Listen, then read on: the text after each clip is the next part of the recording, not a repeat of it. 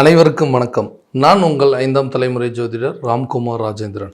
நாம இன்னைக்கு பார்க்க போகிற தலைப்பு மிதுன ராசி அன்பர்களுக்கு உங்களுடைய ராசிக்கு 6ஆம் இடத்தில் நடைபெறவிருக்கும் செவ்வாய் பகவானுடைய பெயர்ச்சி, அதாவது விருச்சக ராசியில் தன்னுடைய ஆட்சி நிலை அடையக்கூடிய காலகட்டங்கள் 27/10/2025 முதல் 6/12/2025 வரை சுமார் 40 நாட்களுக்கு நடைபெறவிருக்கும் இந்த செவ்வாய் பகவானுடைய பயிற்சி. செவ்வாய் ஒருவருக்கு தைரியத்தையும் தன்னம்பிக்கையும் துணிச்சல் மற்றும் மனோதைரியத்தை கொடுக்கக்கூடிய ஒரு கிரகம். நிலம் மற்றும் கட்டிடம் சார்ந்த ஒரு கிரகம் அப்படின்னு சொல்லாங்க. நீதித்துறை மற்றும் இராணுவத்துறை சம்மந்தப்பட்ட ஒரு கிரகம், அதே போல் காவல்துறை சம்மந்தப்பட்ட ஒரு கிரகம் அப்படின்னாவும் இந்த செவ்வாய் தாங்க. ஸோ இந்த இடைப்பட்ட காலகட்டங்களில் மிதுன ராசி அன்பர்களுக்கு தங்களுடைய வாழ்க்கையில் இந்த செவ்வாய் பகவானுடைய பயிற்சி எந்த விதமான அற்புதங்கள் மற்றும் சிறப்புகளை கொடுக்க போகுது அப்படிங்கிறத இந்த காணொலியில் தெளிவாகவும் துல்லியமாகவும் பார்க்கலாங்க. நம்ம சேனலில் ஃபஸ்ட் டைம் பார்க்குறவங்க வந்து சப்ஸ்கிரைப் பண்ணிக்கோங்க. பெல் பட்டனை கிளிக் பண்ணி ஆல் அப்படிங்கிற ஆப்ஷன் கொடுத்துக்கோங்க. புதன் பகவானை அதிபதியாக கொண்டவர்கள் மிதுன ராசிக்காரர்கள் எல்லா விஷயத்தையும் ஒரே மாதிரி ட்ரீட் பண்ணாமல் தனக்கு தெரிஞ்ச ஒரு விஷயத்தை நல்லா யோசித்து இதில் எந்த விதத்துலையும் தவறு நடந்துடக்கூடாது அப்படின்னு சொல்லி ஒன்றையும் பார்த்து செய்யக்கூடிய நபர்கள். புதன் பகவான் அப்படின்னாவே புத்திக்கு அதிபதி அப்படின்னு சொல்லுவாங்க. ஸோ எல்லா விஷயத்தையும் ஒரு தடவைக்கு 4 தடவை யோசித்து அதை செயல்படுத்தக்கூடிய நபர்கள்.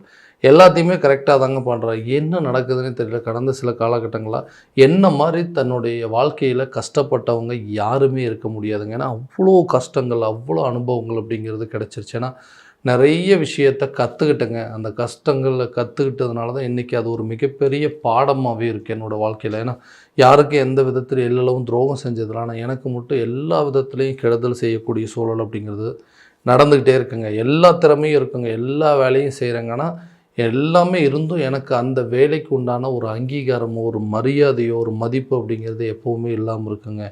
எல்லாம் இருந்தும் எதுவுமே இல்லாத மாதிரி ஒரு சூழ்நிலையில் வாழ்ந்துட்டுருக்குறேன். இந்த வாழ்க்கை மாறக்கூடிய காலகட்டங்கள் வராதுங்களா? எல்லா விஷயத்தையும் எல்லா சூழ்நிலையிலும் சரியான விதத்தில் வாழணும் அப்படிங்கிற, அதாவது எந்த சூழ்நிலையாக இருந்தாலும் கஷ்டப்பட்டு வாழணும் அப்படின்னு நினைக்கிறேன். அந்த கஷ்டத்துலேருந்து மீண்டு வரக்கூடிய ஒரு சூழல் அப்படிங்கிறது எப்போ தான் எனக்கு வருங்க அப்படிங்கிற அளவுக்கு சில யோசனைகள் வந்துகிட்டே இருக்குங்க. தேவையில்லாத விஷயத்தில் பழி பாவத்துக்கு ஆளாகக்கூடிய ஒரு சூழல். யாருக்காக உழைக்கிறோம், யாருக்காக கஷ்டப்படுறோம் அப்படிங்கிறது அவங்களே சரியான விதத்தில் அதை நம்மக்கிட்ட புரிஞ்சிக்கல அப்படின்னு சொன்னால் யாருக்காக கஷ்டப்பட்டோமோ அந்த சூழ்நிலை, அந்த வாழ்க்கை அப்படிங்கிறது ரொம்ப மோசமாக இருக்க போகுது. ஏன்னா குடும்ப சூழ்நிலைக்காக உழைக்கிறோங்க, குடும்பத்தில் இருக்கிறவங்களுக்காக இவ்வளோ கஷ்டப்படுறோம். ஆனால் எல்லா விஷயத்துக்குமே அவங்க வந்து என்னை புரிஞ்சிக்கிறதே இல்லை.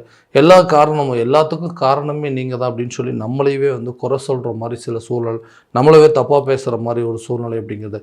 எல்லாத்தையும் மாற்றணுங்க, எல்லாமே மாறும் அப்படிங்கிற ஒரு நம்பிக்கையில் தான் கரெக்டான விதத்தில் வந்து வாழ்ந்துக்கிட்டு இருக்கிறேன். நான் நினச்ச மாதிரி ஒரு வாழ்க்கை எனக்கு சரியான விதத்தில் அமையலை.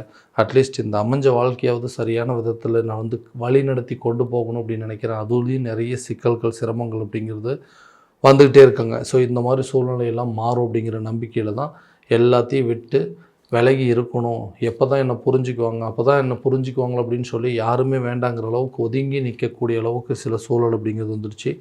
இந்த சூழ்நிலை காலகட்டங்களில் எனக்கு மாறக்கூடிய ஒரு நிலை அப்படிங்கிறது இருக்காது. அந்த எதிரிகள் அப்படிங்கிறது எனக்கு விட்டு விலக மாட்டாங்களா?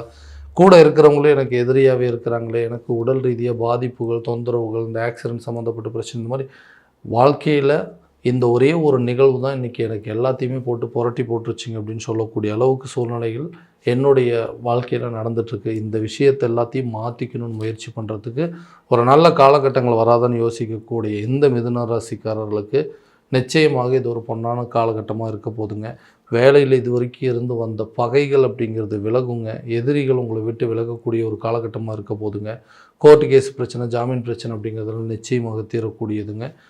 வேலை இல்லாத நபர்களுக்கு புதிய வேலை கிடைப்பதற்கான சூழல் அப்படிங்கிறது கண்டிப்பாக இருக்க போகுது. அதே நேரத்தில் வேலை செய்கிற இடத்துல உங்கள் கூட இருக்கிறவங்களே உங்களை வந்து எதிரியாக பார்த்துட்டு இருந்த நிலை, உங்களுடைய உயர் அதிகாரிகள் எதுக்கெடுத்தாலும் உங்களுக்கு குறை சொல்லக்கூடிய சூழல் அப்படிங்கிறது இருந்திருக்கும். அந்த நிலைகள் எல்லாமே மாறுங்க. வேலையில் ஒரு நல்ல முன்னேற்றம், ஒரு பதவி உயர்வு, நீங்கள் செய்கிற வேலைக்கேற்ப உங்களுக்கு உண்டான ஊதியம் அப்படிங்கிறது கண்டிப்பாக கிடைக்கும். ப்ரமோஷன் மற்றும் சேலரி இன்க்ரிமெண்ட் கிடைப்பதற்கான சூழல் அப்படிங்கிறது நிச்சயமாக இருக்க போது. டெம்பரவரியாக ஒரு ஒர்க் பார்த்துட்ருக்கேன், எப்போ தான் எனக்கு வந்து இந்த வேலை பர்மனெண்ட் ஆகும்னு எதிர்பார்க்குறவங்களுக்கு கூட இந்த காலகட்டங்களில் கண்டிப்பாக அதுக்குண்டான ஒரு சாதகமான சூழல் அப்படிங்கிறது ஏற்படுங்க.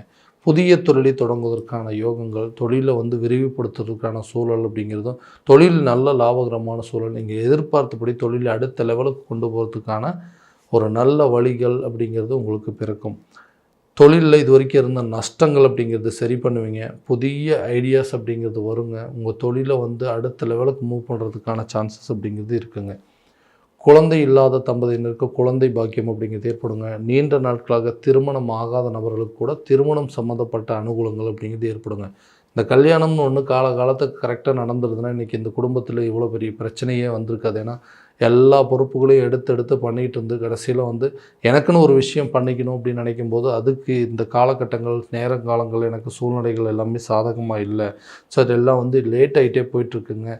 ஸோ திருமணம் அப்படிங்கிறது ஒன்று நடந்துருச்சுன்னா இன்னும் வந்து எனக்கு பொறுப்புகள் ஜாஸ்தியாக இருக்கும். என்னோடய வாழ்க்கையை நல்ல விதத்தில் கொண்டு போக முடியுங்கிற நம்பிக்கை இருக்குது. ஆனால் அந்த திருமணம் அப்படிங்கிறது தடையாகவே இருக்குன்னு யோசிக்கிறவங்களுக்கு கண்டிப்பாக கூடிய விரைவில் திருமணம் அப்படிங்கிறது உங்களுக்கு நடக்குங்க. பிரிந்த காதலர்கள் ஒன்று சேருவதற்கான யோகங்கள், காதல் சம்மந்தப்பட்ட விவகாரங்கள் திருமண லெவலுக்கு கண்டிப்பாக கொண்டு போகுங்க. கணவன் மனைவிக்கிடையே இருக்கக்கூடிய பிரிவினைகள் அப்படிங்கிறது, இவங்களுக்காக தான் இவ்வளோ கஷ்டப்பட்டுட்ருக்கோம், அந்த குழந்தைங்களுக்காக தான் இவ்வளோ சூழ்நிலை, இவ்வளோ கஷ்டத்தையும் அனுபவித்து அவங்களுக்கு ஏதாவது ஒரு நல்ல விதத்தில் எல்லாத்தையும் செஞ்சு கொடுக்கணும்னு சொல்லி போராடிட்டுருக்கேன். ஆனால் அந்த விஷயத்தையே புரிஞ்சிக்காமல் எல்லாத்துக்கும் காரணம் நீங்கள் தான், சரியாக பொறுப்பே இல்லை, உங்களுக்குன்னு வந்து ஒரு சில ரெஸ்பான்சிபிலிட்டிஸ் அப்படிங்கிறது எதுவுமே இல்லாமல் இருக்குது, கொஞ்சம் கூட பொறுப்பே இல்லாமல் இருக்கீங்க அப்படின்னு சொல்லி நம்மளையே குறை சொல்கிற மாதிரி ஒரு நிலை. அவங்களுடைய தேவையை பூர்த்தி பண்ணுறதுக்காக தான் இவ்வளோ போராடிட்டுருக்கோம், கேட்ட நேரத்தில் சில விஷயங்கள் பண்ண முடியலைங்கிறதே பெரிய பிரச்சனையாக இருக்குங்க. அவங்களுடைய எதிர்பார்ப்புகளை பூர்த்தி செய்வீங்க. கண்டிப்பாக கணவன் மனைவிக்கிடையே நல்ல ஒரு ஒற்றுமை அப்படிங்கிறது மேலோங்குங்க. பிரிந்த நபர்கள் கூட ஒன்று சேர்வதற்கான யோகம் அப்படிங்கிறது இருக்கும். சட்ட ரீதியாக சில பிரச்சனைகள், நிறைய பேர் வந்து டிவோர்ஸ் வரைக்கும் அப்ளை பண்ணியாச்சுங்க. இனிமேல் நாங்கள் வந்து ஒன்று சேர்றதுக்கான வாய்ப்பே இல்லைன்னு சொல்லிட்டாங்க. ஆனால் நாங்கள் வந்து சேர்றதுக்கான சான்சஸ் இருக்குதா, யாராவது ஒருத்தர் வந்து புரிஞ்சுக்குவாங்களா, நம்ம வந்து செஞ்சது தப்பு அப்படிங்கிற அளவுக்கு சூழ்நிலைகள் யாருக்கும் வந்து யோசிக்கவே மாட்டாங்களா, கணவன் மனைவி நான் பண்ணது தான் தவறு, இல்லை மனைவி வந்து கணவர்கிட்ட நான் பண்ணது தான் தவறுன்னு சொல்லி அந்த ரெண்டு பேர்த்துக்குள்ளே இருக்கக்கூடிய அந்த தவறுகளை வந்து ஒருத்தருக்கு ஒருத்தர் மன்னித்து நம்மளோட வாழ்க்கை மறுபடியும் அடுத்த லெவலுக்கு கொண்டு போக முடியாதுன்னு யோசிக்கிறவங்களுக்கு கூட இந்த காலகட்டங்களில் கணவன் மனைவிக்கிடையே நல்ல ஒரு மேன்மை ஏற்படுங்க. டிவோர்ஸ் கேஸ் கூட உங்களுக்கு சாதகமாக சூழ்நிலை அப்படிங்கிறது ஏற்படுங்க. பிரிந்த காதலர்கள் ஒன்று சேருவாங்க. விட்டுட்டு போனவங்க கூட உங்களை தேடி வரக்கூடிய ஒரு காலகட்டமாக இருக்க போகுது. நிறைய பிரச்சனைகளை சந்திச்சாச்சுங்க. ஏன்னா வாழ்க்கையில் இது வரைக்கும் எனக்கு கிடைச்ச அனுபவங்கள் அப்படிங்கிறது ரொம்ப ஜாஸ்தி. மறுபடியும் என்னோடய வாழ்க்கையில் இந்த மாதிரி ஒரு பிரச்சனை நடந்துச்சு அப்படின்னா என்னுடைய முன்னாடி நடந்த அனுபவங்கள் கசப்பான ஒரு சூழல் அப்படிங்கிறது என்னால் மறுபடியும் சகிச்சுட்டு வாழ முடியாதுங்க. அப்போ நான் எதிர்பார்த்து போகக்கூடிய வாழ்க்கையாவது நல்லபடியாக இருக்குமா? ஏன்னா எனக்கு நிறைய ஏமாற்றங்கள் அப்படிங்கிறது கிடச்சிருச்சு. இங்கே இருக்கிற லைஃப்பை எனக்கு வந்து சரியான விதத்தில் அமையாமல் போயிருமோன்னு யோசிக்கிறவங்களுக்கு கூட இந்த காலகட்டங்களில் கண்டிப்பாக உங்களை வந்து புரிஞ்சு கொள்ளக்கூடிய ஒரு தன்மையான நபர்கள் அப்படிங்கிறது உங்களை தேடி வருவதற்கான வாய்ப்புகள் அப்படிங்கிறது இருக்குங்க. விட்டுட்டு போனவங்களை பற்றி யோசிக்காதீங்க. புதிய நபர்கள் அப்படிங்கிறது உங்களை தேடி வரக்கூடிய லைஃப் உங்களுக்கு கண்டிப்பாக நல்லபடியாக இருக்கக்கூடிய தருணமாக இருக்க போதுங்க. புதிய சொத்துக்கள் வாங்குவதற்கான முயற்சிகள் அப்படிங்கிறது மேலோங்கும். ஸோ இந்த நேரத்தில் நமக்குன்னு ஒரு பெரிய ப்ராப்பர்ட்டி இருந்தால் நல்லாயிருக்குமே, நமக்குன்னு சொந்தமாக ஒரு வீடு இருந்தால் நல்லாயிருக்குமே, சொந்தமாக வாகனம் இருந்தால் நல்லாயிருக்குமேன்னு யோசிச்சுட்டே இருக்கிறோங்க. அந்த முயற்சிகள் எல்லாமே தடைப்பட்டுகிட்டே இருக்குது. அந்த தடைகள் அப்படிங்கிறது அகலக்கூடிய ஒரு தருணமாக இருக்க போது உங்களுக்குன்னு தேவையான ஒரு சொத்துக்களை வாங்குவதற்கோ அல்லது வீடு வாகனங்கள் வாங்குவதற்கான யோகமோ ஒரு நிலம் வாங்குவது சம்மந்தப்பட்ட யோகங்கள் எல்லாமே இந்த காலகட்டங்களில் கண்டிப்பாக இருக்குங்க. உடல் ரீதியாக இருக்கக்கூடிய பாதிப்புகள் அப்படிங்கிறது விலகும். ரொம்ப உடலில் பிரச்சனையாக இருக்குது, ஒருத்தர் மாற்றி ஒருத்தருக்கு குடும்பத்தில் நோய் நொடி சம்மந்தப்பட்ட பாதிப்புகள் வந்துகிட்டே இருக்குங்க. அந்த பிரச்சனைகள்லாம் தீரவே தீராதா, மருத்துவ செலவுகள் குறையாதுன்னு யோசிக்கிறவங்களுக்கு நோய் சம்மந்தப்பட்ட பிரச்சனைகள் அப்படிங்கிறது தீருங்க. கண்டிப்பாக ஆரோக்கியத்தில் நல்ல முன்னேற்றம் இருக்கும். நீண்ட நாட்களாக இருக்கக்கூடிய பாதிப்புகள் அப்படிங்கிறது உங்களை விட்டு விலகக்கூடிய ஒரு தருணமாக இருக்க போதுங்க. வம்பு வழக்கு சம்மந்தப்பட்டது, எதிரிகள் சம்மந்தப்பட்ட பிரச்சனைகள், பூர்வீக சொத்துக்கள் இருக்கக்கூடிய பாதிப்புகள் அப்படிங்கிறதெல்லாம் உங்களுக்கு கண்டிப்பாக தீரும். பூர்வீக சொத்துக்களை வாங்குவதற்கான யோகங்கள் அப்படிங்கிறது இந்த காலகட்டங்களில் கண்டிப்பாக இருக்க போதுங்க. கல்வியில் நல்ல ஒரு முன்னேற்றம் அப்படிங்கிறது இருக்கும். கல்வி ரீதியாக நிறைய கவனம் சம்மந்தப்பட்ட விஷயங்கள், இது வரைக்கும் கவனக்குறைவாக இருந்திருப்பீங்க, ஞாபக மறதிகள் அப்படிங்கிறது இருந்திருக்கும், அந்த நிலைகள்லாம் மாறுங்க. கல்வியில் நல்ல ஆர்வம் இருக்கும். கல்வியில் ஞானம் சம்மந்தப்பட்ட விஷயங்கள், உயர்கல்வி சம்மந்தப்பட்ட யோகங்கள், வெளியூர் மற்றும் வெளிநாடு சென்று படிப்பதற்கான வாய்ப்புகள்லாம் இந்த காலகட்டங்களில் நிச்சயமாக இருக்க போகுது. ஸோ இது வரைக்கும் நம்ம பார்த்ததெல்லாம் கோச்சார ரீதியான பலன்கள் மட்டும்தான். இந்த பலன்கள் அனைத்து உங்களுக்கு நடக்குமானால் உங்களுடைய சுய ஜாதகத்தை முழுமையாக தெரிஞ்சுக்கோங்க. அதற்குண்டானபடி சில முயற்சிகள் எடுக்கும்போது வாழ்க்கையில் எல்லா விதமான வெற்றிகள் அப்படிங்கிறது உங்களுக்கு நிச்சயமாக கிடைக்கும். ஸோ உங்களுடைய ஜாதகத்தை எங்கிட்ட பார்க்கணும் அப்படின்னு விருப்பப்பட்டீங்கன்னா கீழே தெரியுற நம்பருக்கு காண்டாக்ட் பண்ணி அப்பாயின்மெண்ட் ஃபிக்ஸ் பண்ணிக்கோங்க.